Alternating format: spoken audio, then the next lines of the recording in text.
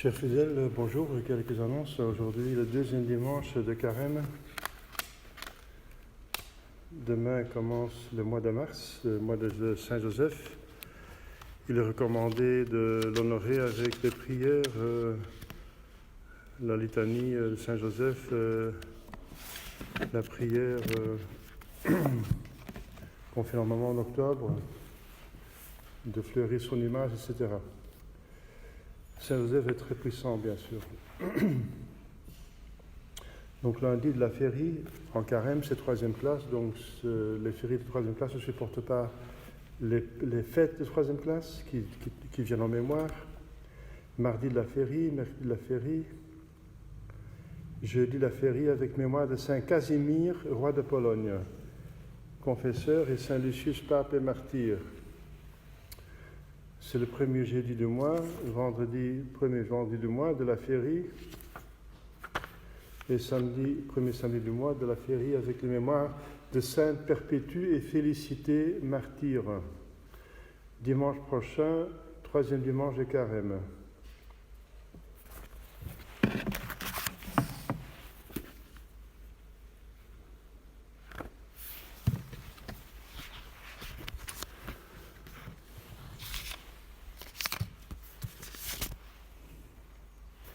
Au nom du Père et du Fils et du Saint-Esprit, ainsi soit-il.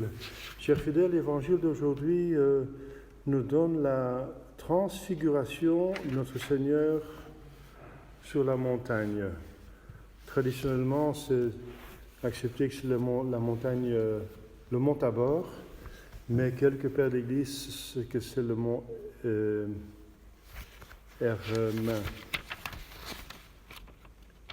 Hermon. Près de Césarée-Philippe. Bon, en tout cas, traditionnellement, c'est le mont Tabor qu'on accepte.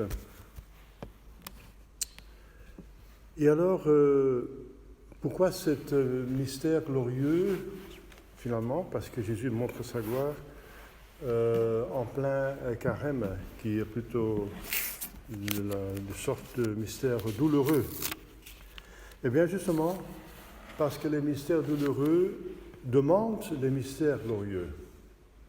Parce que les mystères douloureux sont des moyens pour obtenir le but qui est la gloire, le ciel. Donc le but est plus important que le moyen. Le moyen est pour le but. Et le but est pour soi-même. Dieu est pour soi-même. Dieu n'a pas de Dieu est le but de toute chose. Et c'est le point final de toute chose. Et ça, c'est la première chose, c'est que dès le début du carême, à peu près, donc l'Église a besoin de temps pour tout expliquer. Dimanche dernier, elle a expliqué les ennemis, qu'il faut combattre, les obstacles. Mais elle montre le plus vite possible, au début, le deuxième dimanche du carême, c'est quand même à peu près encore le début, le but très important.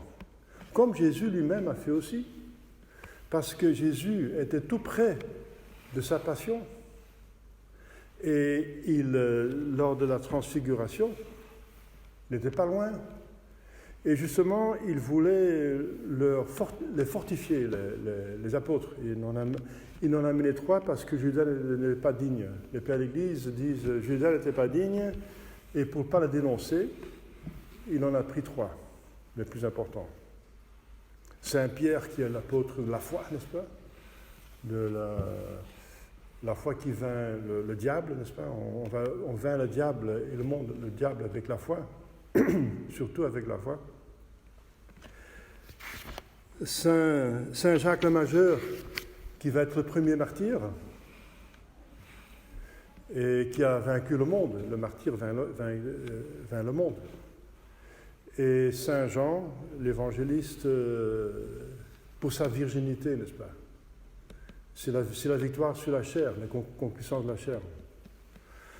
Voilà, donc il a amené des 3 importants, des apôtres, pour lui confier un mystère le plus important finalement, qu'il est Dieu.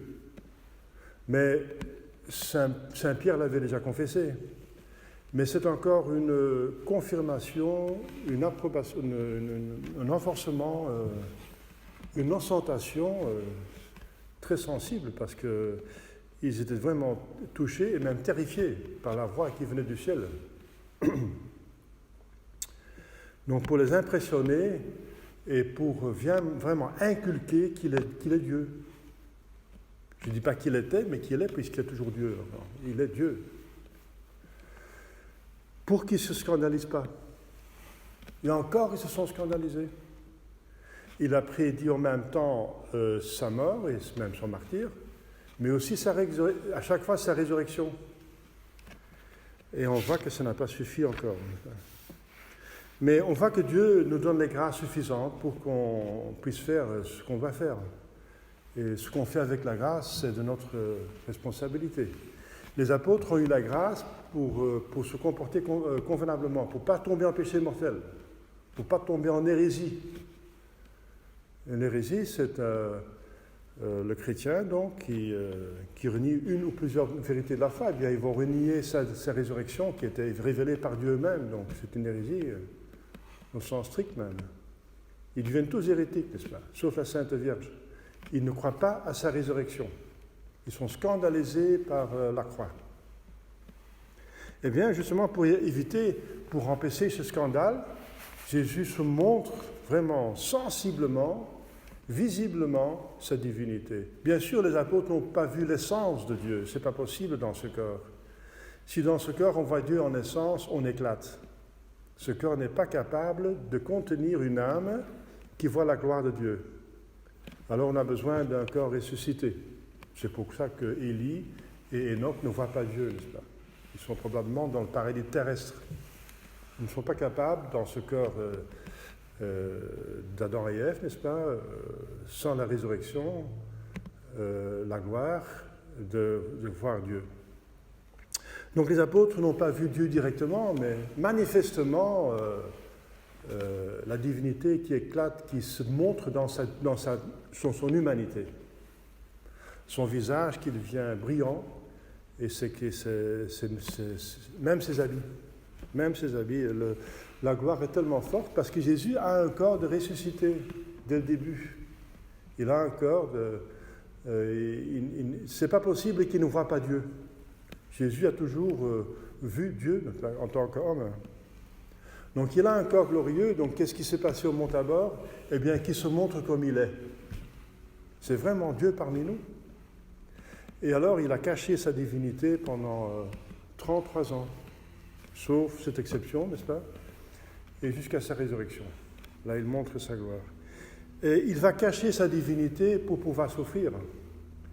S'il montre sa divinité aux Juifs directement, ils ne vont pas oser le crucifier, bien sûr. Mais Jésus exige le mérite de la foi. Ils ont assez de grâce pour croire, et s'ils refusent la foi, ils sont coupables. Voilà, on aura la foi. Mais là, il montre aux apôtres sa divinité pour les renforcer. Et c'est pour ça que l'Église nous met au début du carême aussi ce mystère, n'est-ce pas, de la transfiguration, pour que nous soyons fortifiés pour, avec d'autant plus de courage, accepter les croix et le carême. Parce que si on est motivé, on voit le but, on a une vision, on a une perspective, n'est-ce pas, incroyable, infinie, n'est-ce pas, qui dépasse toute imagination, même la plus grande, la plus sublime. Le bonheur, n'est-ce pas, pour lequel l'homme est fait, et même plus, c'est sur sa nature, c'est surnaturel, infiniment plus même, n'est-ce pas. Alors on est vraiment motivé pour courir vers le ciel et accepter toutes les croix. Vous voyez? C'est pour que nous acceptions les croix courageusement, comme les apôtres avaient accepté la croix de Jésus, n'est-ce pas? Eh bien, c'est pour ça que Jésus se montre. Mais faisons mieux, avec la grâce de Dieu, que les apôtres, parce que nous, on a eu le Saint-Esprit, n'est-ce pas? Ils n'avaient encore pas reçu le Saint-Esprit. Nous avons reçu le Saint-Esprit avec le baptême et avec la confirmation. Et ceux qui n'ont pas encore reçu la confirmation, il faut faire vite, parce que c'est un sacrement important, n'est-ce pas? Normalement, il faut l'avoir. C'est pour ça que je vérifie, pas seulement le baptême quand il y a des nouveaux convertis, mais tous les sacrements aussi, la confirmation, c'est important. Vous voyez, la différence entre nous et eux, nous n'allons pas nous scandaliser parce que nous savons ce qui se passe. Justement, quand on va faire le chemin de croix, et c'est avisé de faire le chemin de croix en carême, et surtout dans le temps de la Passion, il ne faut surtout pas oublier que c'est Dieu qui souffre, dans son humanité bien sûr, mais c'est Dieu qui souffre. Dieu souffre, c'est Dieu qui souffre dans son humanité. Alors c'est une dimension la plus importante finalement, la méditation de la Passion de Jésus-Christ. Que c'est le Dieu tout-puissant, n'est-ce pas, c'est le sacro-saint, n'est-ce pas, l'être au-dessus de toute créature, qui avec, en moins d'une seconde, peut créer des milliards d'univers qui existent maintenant, c'est ça la toute-puissance. Et qui a toutes les perfections en degré infini. Dieu qui n'a pas besoin de nous, puisqu'il est tout. Il a tout, il est tout. Alors, qui se fait homme? Matière, animal, bien sûr, esprit aussi, mais animal, nous sommes tout, hein, nous avons un niveau végétal, animal, humain, spirituel, tout. Que Dieu devienne créature, n'est-ce pas? Même la plus vile, minérale, n'est-ce pas? Nos ossements sont des minéraux. Un cheveu, donc, on a un aspect minéral. Que Dieu devienne minéral, animal, homme et esprit, créé, un esprit créé, il a une âme humaine. Incroyable. C'est déjà un mystère de l'incarnation. Deuxième mystère, pour s'offrir un martyr incroyable, n'est-ce pas, qui nous dépasse. Alors, pourquoi? Pour des gens qui l'haïssent, pour des pécheurs mortels, pour les donner le ciel. Mais c'est 3 fois incroyable. C'est multiple incroyable. Voilà, c'est pour ça qu'il faut méditer, pour en intuiter un petit peu du mystère, n'est-ce pas? Et cette méditation, qui est absolument nécessaire et salutaire pour notre âme, parce qu'on est à la source de la grâce, c'est justement la passion, c'est la source de la grâce pour aller au ciel. Eh bien voilà, elle va être fructueuse si on n'oublie pas un instant que cette personne est divine. Pas seulement sa nature est divine, mais sa personne. Cette personne humaine n'est pas vraiment une personne humaine. Cette personne, je veux dire humaine en ce sens, la personne de cet homme. Jésus-Christ n'est pas une personne humaine, c'est une personne divine. Donc c'est vraiment Dieu qui souffre. Dans son humanité, bien sûr, mais son humanité est substantiellement, essentiellement unie à sa divinité, à sa personne divine. C'est Dieu qui souffre. Et alors, on va être confronté avec une seule chose qui se manifeste, n'est-ce pas, qui s'impose, c'est la miséricorde infinie de Dieu. Une bonté infinie. Bonté infinie. Et puisque Dieu est infiniment bon, on va l'aimer presque automatiquement. Et l'amour cherche toujours égalité. Donc il faut l'aimer autant qu'être aimable, ça veut dire avec toutes nos forces. Hein. On ne peut pas l'aimer infiniment, alors on en aime jusqu'à toutes nos forces. Voilà, c'est ça. Tout à fait normal. Tout à fait normal. L'amour a des propriétés. Une des propriétés, c'est qu'elle cherche égalité. Elle ne va pas se reposer si elle ne répond pas à un amour avec au moins l'égalité. Alors, si on aime vraiment le bon Dieu, on prend le bon Dieu au sérieux, on prend la révélation au sérieux, alors on ne peut pas faire autrement que comme ça. Et c'est ça le but de la transfiguration, n'est-ce pas?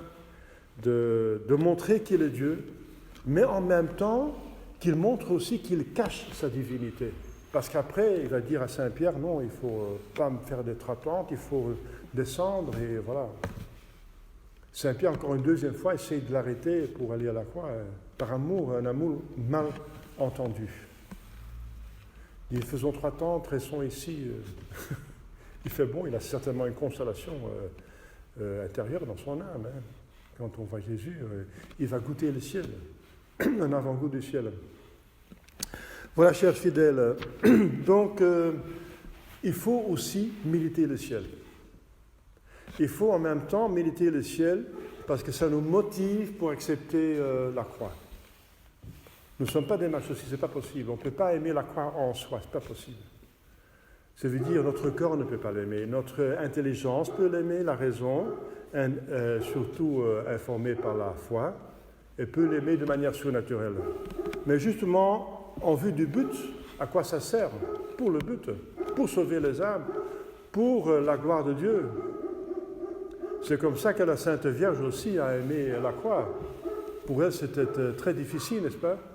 Parce que ce qui était martyrisé, c'est son fils innocent, son fils divin. Son humanité vient d'elle. C'est ce qui vient d'elle qui va être cassé par les hommes, par les méchants, par les criminels, par les injustes, par les traîtres, qui ont encore une chance pour se sauver, qui ont aussi la grâce pour aller au ciel. Tout le monde reçoit la grâce pour aller au ciel. Tout le monde a la grâce suffisante. Mais en pratique, il n'y en a que ceux qui vont au ciel, ceux qui l'acceptent. Voilà, chers fidèles, c'est un grand mystère finalement, fondamental. Fondamental, il faut méditer là-dessus, n'est-ce pas? Jésus ne fait rien en vain, n'est-ce pas? Rien en vain. Quand il se montre, c'est qu'on a un grand besoin. On a besoin de savoir et d'avoir la certitude de goûter même, de le goûter, sa divinité, qu'il est Dieu.